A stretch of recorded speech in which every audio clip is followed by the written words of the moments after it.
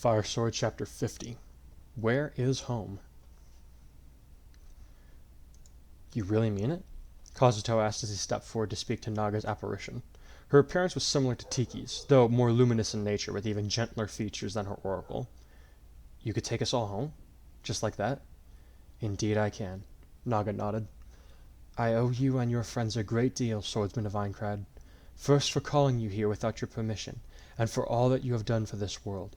For these things you have my sincerest apologies and gratitude. Nah, don't worry about it, Klein said as he walked up to stand beside Kazuto.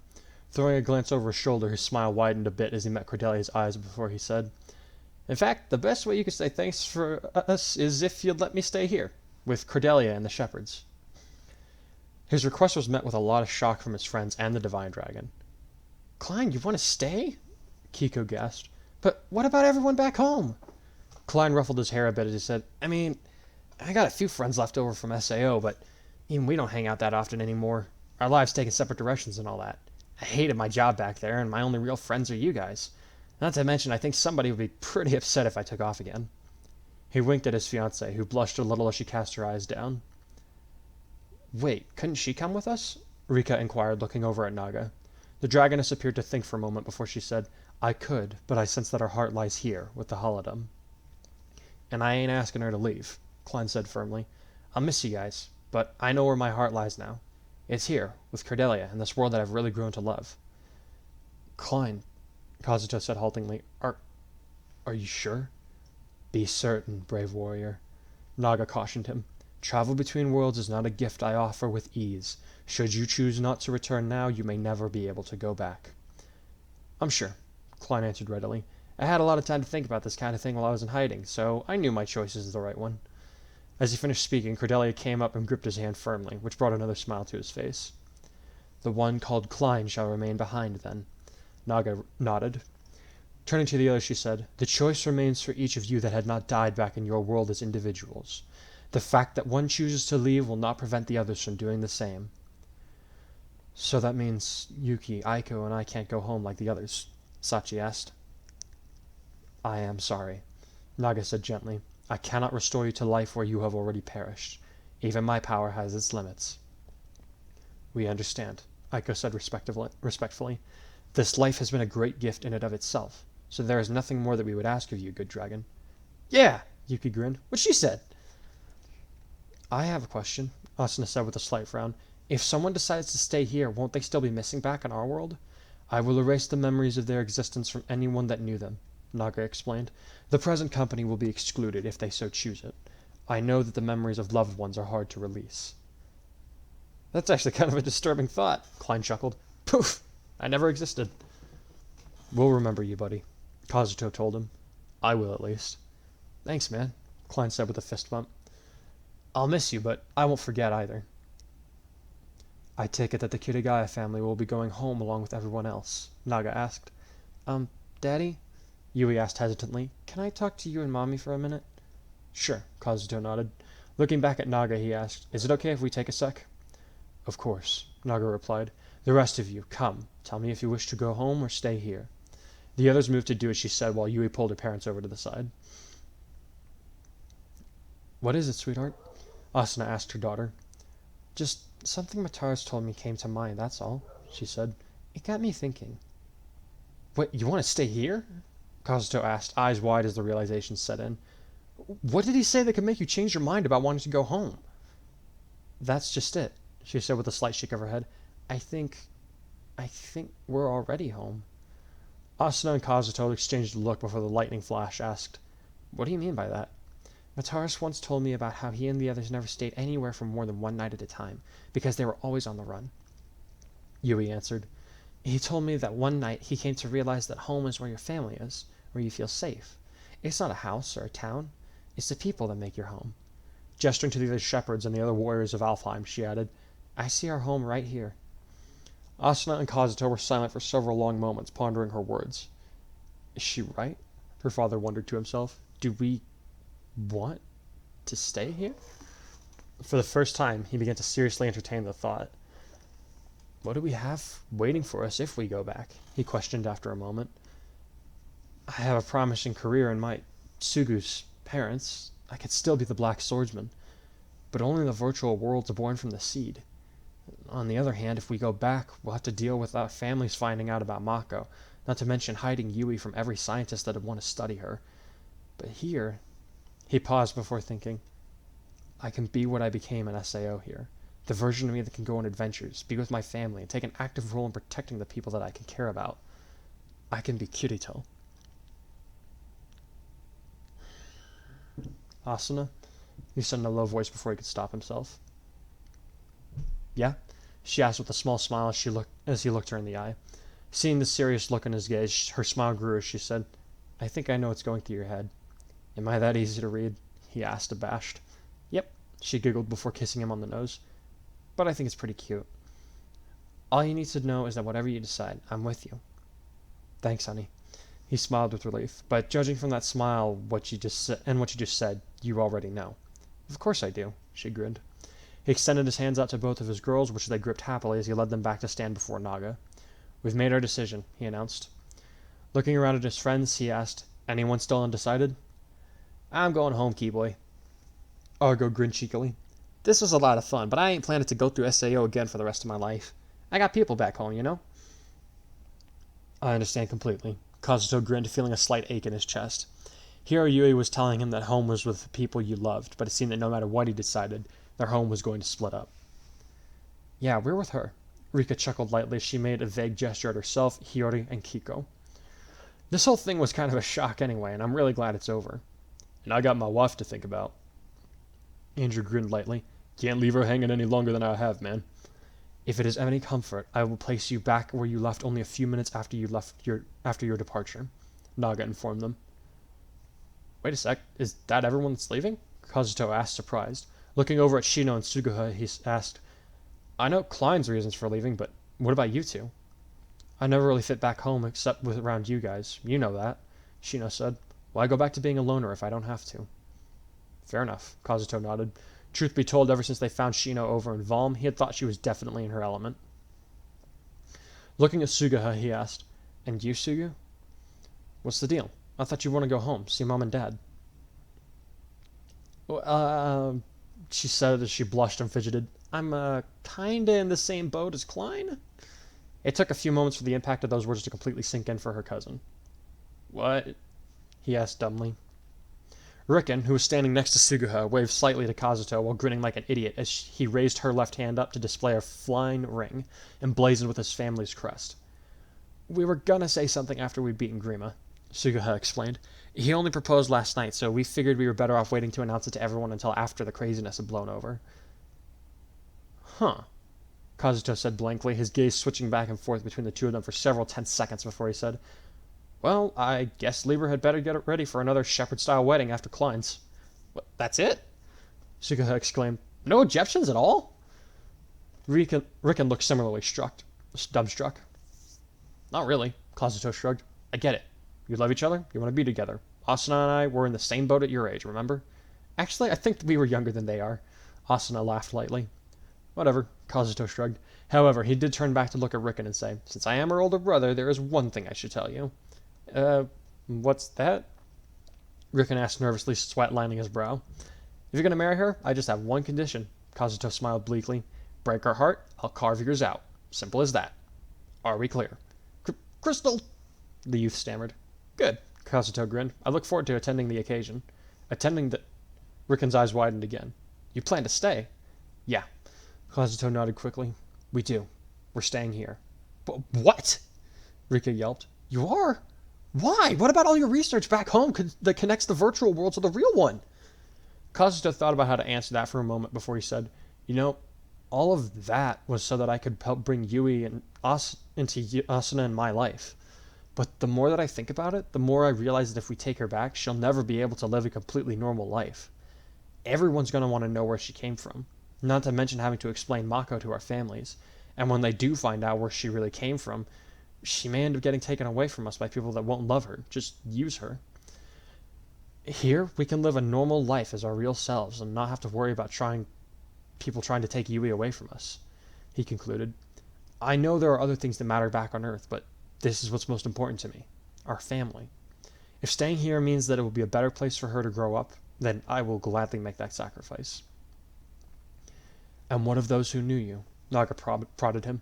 Would you have them forget about you and your family? Kazuto's mind immediately flew to Suguha's parents, but his decision remained unchanged. He loved them, and he knew that they loved him, but the truth was that he knew that they'd be okay without him and Suguha, especially if they never remembered them existing in the first place. I think it's better that they don't remember us, he said heavily. It'd kill them, losing me a second time, not to mention Sugu. Better that they never lost anyone to begin with. You have my sympathy, Naga said somberly. I truly wish that it had not come to this, but I knew that even if the future children could reunite with their parents, their chances of victory had next to none. I needed outside help. Even still, we were almost defeated. Crom shuddered as he remembered Grima in Robin's form, laughing at their futility. It was a sight he was certain he would see in his nightmares for many years to come. Let us not dwell on what may have been, Naga said, her form beginning to glow brighter. Let us look to the future now, a future free of Grima and filled instead with the potential lives that each of you chose of your own free will. That's reward enough for me, Lucina said with a joyous smile as she gripped Robin's hand tightly. All my life I dreamed of being able to choose. Now you can, lady of mine. Robin grinned at her. Well, look who decided to join us. Crom laughed as he helped his friend to his feet. Sorry about the knock to the head, father, Marth said abashed. I thought you'd try to stop me if you knew what I was planning. Son, Robin sighed as he rubbed his scalp. I'm none too pleased that you tried to take my place slaying Grima, nor that you struck me down, nor that you roped your sister into your harebrained scheme. Marth's face fell before Robin clapped him on the shoulder and said, But I can't stay angry at you, really. Why, because it worked? Morgan piped up. No, because it's exactly what I would have done, Robin admitted. Nor let out a merry laugh before hugging her brother and saying, Congratulations, Marth. You're as crazy as our father.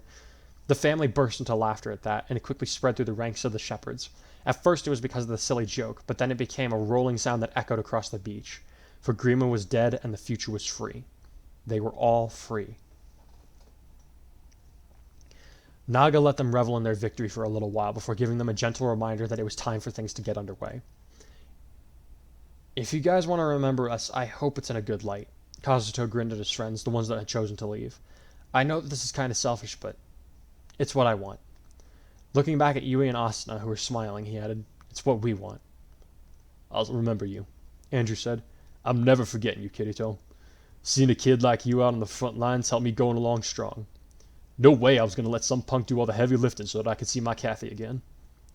Glad to have helped out, pal. Kazuto smiled as he shook hands with the big man. I'll miss you, Agiel. Asuna smiled through her tears as they let go. You were always a big help to Kirito, and without you, I'd probably be Sugo's puppet by now. Hey, don't sweat it, he said with a fond smile. I owed Kirito. And you for helping my shop rep back in Algade. He threw in a wink as they recalled his rustic little shop back in Aincrad. Looking down at Yui, he said, Be a good big sister to Mako, okay, Yui? But don't give your old man too hard a time every now and again, too. Got it? Aye, aye, sir, she said with a winning smile and a mock salute. Yo, Klein, Andrew said before being wrapped up in a bear hug by the salamander. Take good care of your lady, all right? Best thing you'll ever do for either of you. I hear you loud and clear, buddy. Klein nodded as they pulled apart. Are you ready? Naga asked the axe wielder. Yeah. The man nodded as he turned to face the dragoness. I'm ready to go home. Then step through here, she instructed as the air to her right began to ripple, shimmering like sunlight on water. This will take you home. Agiel turned around one last time to give his friends a smile and a thumbs up before he stepped through the portal and was lost from view. The rest of the goodbyes were more singular in nature. Lisbeth and Asuna exchanged parting words that involved a lot of hugging and crying. Yui promised Silica that she would look after Pina the wyvern. Lifa exchanged a farewell with Lux, and Argo spent her last few moments in Ylisse making jabs at Kirito, just the way one would expect. When they were all ready, Naga gestured for them to enter the portal like Agiel had. Before they went home, Lisbeth turned back and looked at Cordelia, who nodded once with a large smile. Flashing her a thumbs up, the leprechaun stepped back into the world from which she had come. What was that about? Kazuto asked his wife. I'll tell you some other time, Asuna replied while trying to hide a smile. Bad girl for Yui, Pina, Silica said as she waved to her steed with tears falling from her eyes. I'll miss you. Then she too was gone. While Lux stepped through the portal, Klein muttered, I think she's going to miss that lizard more than anyone else here. Pina growled viciously at him, causing him to throw his hands up and ask, Did I say that out loud? Sorry. Last to leave was Argo. She looked back at Kazuto one last time and said, "Hey, Kirito." "Huh?" He replied, surprised. It was the first time since they had met in the beta that she had called him by that name. "You're my best customer." She grinned with a single tear sliding down her face. "I won't be able to replace you. Not in a million years." Kazuto felt another ache in his heart as he smiled back at his oldest friend from SAO. Their adventures together dated all the way back to the beta, and he knew that without her, he would have never become the Black Swordsman. "I couldn't have asked for a better guide," he finally managed to get out. "Just don't give out all my trade secrets, okay?" You know me," she sniffed as she wiped at her eyes. "I'm a tough businesswoman. Ain't no price that can get me to talk." Smiling at him one more time, she added, "So long, Black Swordsman." "Bye, you rat." He chuckled, though the sound came out a bit choked. His vision began to blur, so he wiped at his eyes before he looked back at the portal, only to see that she was gone, though the portal was still active. Asuna gave him a one-armed hug while he sniffed and wiped at his face again, trying to get rid of the stinging sensation that lingered. "I guess that since the portal is still open, we'd best get going," Korin said as he and his companions strode up to the front of the group. Looking up at Naga, he added, "I assume that remains for our benefit?" "It does," she nodded. "I appreciate your help, young king. Though based on what you have said, I feel safe assuming that the debt has already been settled." Let's go with that." Korin nodded after a moment. "Wait, you're leaving already?" Crom asked. "But there are questions that I have for you." "I'm sorry, Crom, but now is not the time," Korin said with a slow shake of his head. "For now, all you need to do is remember that what I told you about Anankos. Trust me, one day soon, all will be made clear." Crom sighed heavily. "Nothing is ever easy, is it? Nothing can ever be easy. Well, I will trust you again. You've yet to do anything other than help us. Be well on your travels, and may we meet again soon." "Likewise." Korin smiled as he shook hands with Crom. Looking back at the shepherds, his smile widened as he added, "I look forward to seeing you all again." Quickly releasing Crom's hand, he stepped through the portal without another word. One by one, his companions offered their farewells and followed him into their world. After that, the vortex ceased as well, and only Naga stood above the beach. "You have all done well," she told them. "Each and every one here has my eternal gratitude for what you have accomplished. For your efforts, I shall bless you each with longevity and good health. You will each live to see your grandchildren's children, should you choose to have your own families in this time." "Naga," Kazuto said, his eyes wide. "Thank you." The others all echoed his thanks even as the divine dragon began to fade away, vanishing like the mist on a spring morning. "Let's go home, shall we?" Crom asked no one in particular. Kirito grinned as he looked at his friends and family around him. "We are home." In the months following Grima's demise, many changes came through the shepherd's world. Klein and Cordelia were quickly wed, followed shortly by Lifa and Rickon. Both occasions were attended only by the shepherds and their immediate family. Both ceremonies were equally joyous occasions, and it was only the beginning for them. Not even 3 months later did Cordelia come forth with the news that she was pregnant, which was another great cause for celebration among their friends and family. Klein was positively ecstatic, overjoyed at the prospect of becoming a father, telling anyone who would listen about how he couldn't wait to hold his child in his arms for the first time. In the political realm, Crom finally took the title of Exalt and set about rebuilding his broken nation the way that Emran would have wanted it.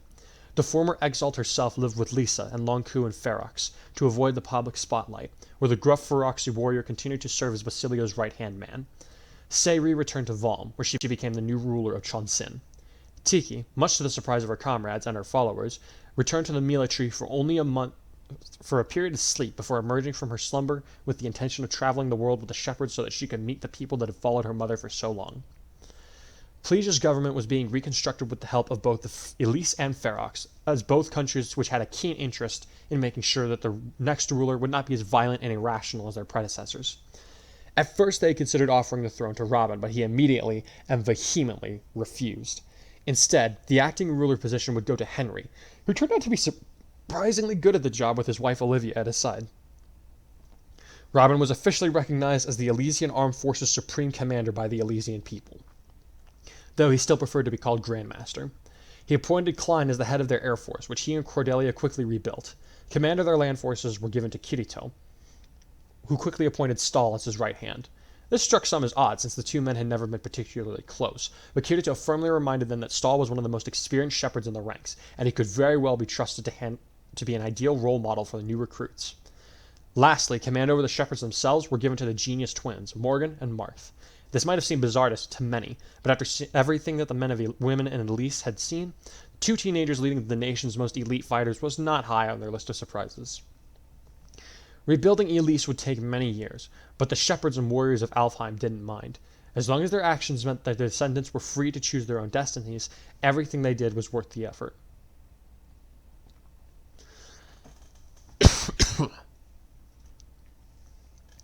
A massive canvas was spread across a wall that faced the entrance to the throne room. On it was depicted a pale warrior with a black sword in hand. His clothes were all in black, matching his raven locks that partially obscured his face. Only one eye was visible, and it carried a great sorrow in its bearing. At the bottom read, "Lest we forget those that sacrificed even more than we." A bit of a dark theme to put outside of a throne room, don't you think? Robin said as he walked up to Crom, who was eyeing the art piece with a practiced gaze. I mean, perhaps if it were in plegia. Not bloody enough for Henry's taste. Crom chuckled, though his expression stayed grim. Honestly, though, I think that's exactly why it's good for this to be here. To serve as a stark reminder of what we could have become had we lost our way. Fair enough, Robin nodded quietly. Has Kirito's family seen it? Yes, they actually just left, the exile replied. They wanted to go visit Lonku and Lisa for the weekend. The two men chuckled at that. Most people leaving for the capital of Ferox would have to have taken at least 2 weeks out of their schedules to visit for such a short time. However, the ferries were far faster than any mode of transportation, which allowed them to get wherever they wanted with supreme ease. How's Emran? Robin asked after another quiet moment. Lisa says that she's doing well. Crom smiled brightly. Apparently she's starting to recall some of our times together from the days before the war with Plesia. I'm glad to hear it, Robin nodded happily. And I'm certain that a visit from Yui will do her good. She adores that little girl. I remember being quite taken with her myself when they first came into our lives, Crom nodded. A lot has changed, hasn't it? Aye, and I have a feeling that things will continue to do so, Robin grinned. After all, what good would a life filled with monotony do to us? Indeed, Crom laughed. If there were no adventures to be had, where we could all grow together, why would anyone write the chronicles? Why, are you hoping something exciting and explosive will begin again? Robin teased his friend. Gods, no, Crom said as he walked away. I've had enough adventures for multiple lifetimes. Will they all be safe? Asked a youth with dark wings and a pale face. Yes, Naga answered him simply. Very well. Mako smiled fondly. That's good enough for me. A good ending for the ones I love. Thank you for showing me, great dragoness. You are welcome, she smiled back at him. Come, there are people waiting for you. Home at last. He grinned as he followed her.